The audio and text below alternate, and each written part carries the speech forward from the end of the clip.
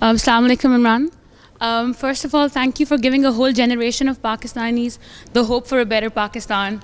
I speak for not just for myself, but for a lot of other youngsters like me who now believe in a better Pakistan and are actually looking forward to being back in the country. My question is more about from your own life, from your own experience. What advice would you give to people like me who have graduated or are still studying in terms of staying here for a few years, going back? Do you think we can make a difference there, or we should stay here for some time and build our careers? So it's a tough one. Look, thank you. Whatever you decide in your life, education is a means to an end. So you must ask yourself, why am I doing this degree? Is it just to have a salary? You know, is it just to have material comforts? Imran, first of all, thank you for giving a whole generation of Pakistanis the hope for a better Pakistan. I speak for not just for myself, but for a lot of other youngsters like me who now believe in a better Pakistan and are actually looking forward to being back in the country.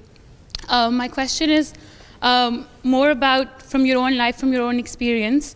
What advice would you give to people like me who have graduated or are still studying in terms of staying here for a few years, going back? Do you think we can make a difference there, or we should stay here for some time and build our careers? So it's a tough one. Look, thank you. Whatever you decide in your life, education is a means to an end. So you must ask yourself, why am I doing this degree? Is it just to have a salary?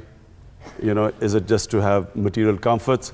Or is there a bigger purpose to that? Now, all the Pakistanis who I see here, you know, you're a tiny proportion of the privileged class in Pakistan. You have had quality education. So all of you should ask yourself the question now, don't you think you have a responsibility to all those people in the country who have no chance of, who are struggling, who are not equipped like you are to help themselves? So in my opinion, all of you, this is the time now to go back to Pakistan. This is the time to take the plunge.